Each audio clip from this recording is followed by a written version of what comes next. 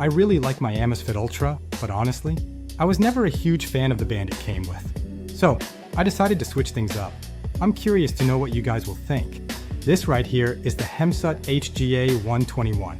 For me, choosing it came down to three big things: the material, how convenient it is to swap, and of course, the style. But hey, I want to hear from you.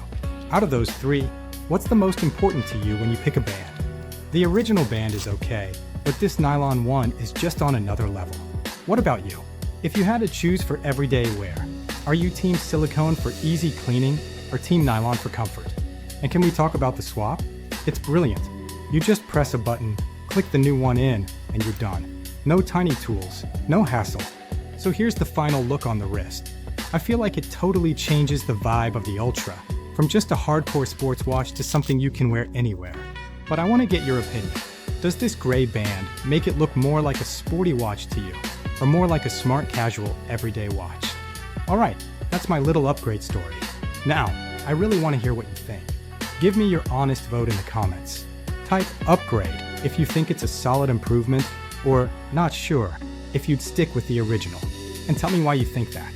Also, show me what's on your wrist right now. What band are you rocking on your own smartwatch?